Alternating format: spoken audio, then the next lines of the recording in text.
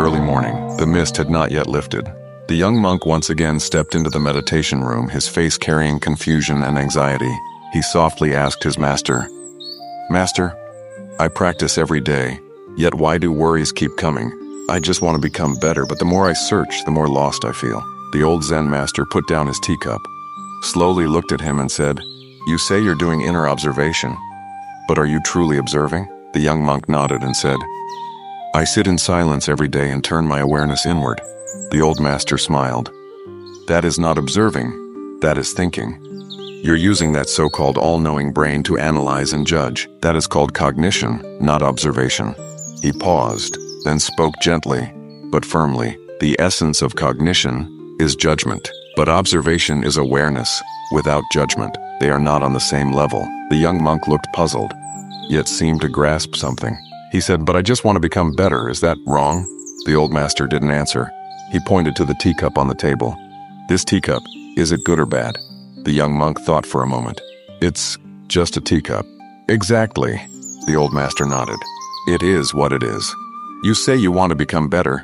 That precisely shows you do not accept your current self. That is a discriminating mind, grasping mind, a deluded mind." With that, he stood up and led the young monk outside the meditation room. "You reject the present life experience and wish to experience what you're not meant to. That is called virtue not matching position. For example, you hold grapes in your hand, yet keep thinking of the sweetness of watermelon. The result? You get neither. The watermelon is out of reach, and the grapes lose their taste." The young monk was silent. The old master continued, "You've drifted away from the present, broken the connection with your own world, lost contentment, lost gratitude, and naturally lost the nourishment of life. Then where does suffering come from?" The young monk asked again. "It's simple. When you're doing one thing, you're thinking about another. Your mind keeps separating, judging, opposing. Of course you suffer." The young monk nodded, as if understanding something. The old master continued, "You must return to the present. Savor the taste of the grapes. Accept everything as it is, nothing else. If you're always seeking something else, that's called stealing the position of the heart. That's escapism."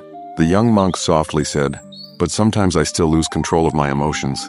Suddenly the old master shouted loudly, "Where is the master of the house?" The young monk was shocked by the shout.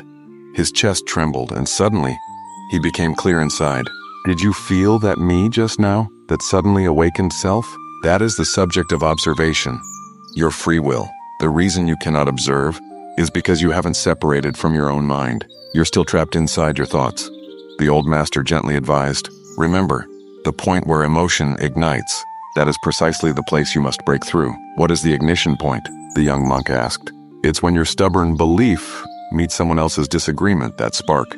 If you can be a bit broader, a bit softer, even if someone throws a stone at you, it won't stir the lake of your heart. You must learn to be the observer of your mind.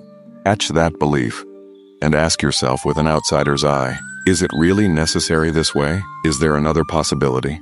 The young monk seemed deep in thought, and gently nodded. The old master continued, "Change. I think he's wrong. Too, I noticed a thought. It thinks he's wrong. You are not your thoughts, not your beliefs, not your emotions. You are the one who is seeing all of this. Independent, whole, and free." He slowed his tone and said in a low voice, "All negative emotions are energy flowing within you. Their source is always your first arising thought. In this world, what truly brings you suffering has never been the thing itself, but your judgment of it. So, there's no need to obsess over managing emotions. That's pruning branches after the fruit has already ripened. What's the point? What you truly must cultivate is the origin of your intentions. Every automatic reaction, every unconscious moment. Go see it. Illuminate it. That is inner observation." Finally, the old master slowly stood up and walked toward the light and shadows in front of the courtyard. "Come, I'll teach you a method. Every morning when you wake up, let your heart return to clarity. Don't carry yesterday's regrets, nor tomorrow's fears. Then, say this to yourself, I am watching everything that happens today, as if in a dream. Go try it.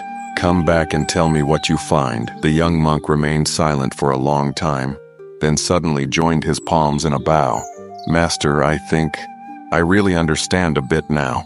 The old master smiled and nodded. Observation is not about looking inward. It is using inner observation. When you truly become the observer, you are liberated.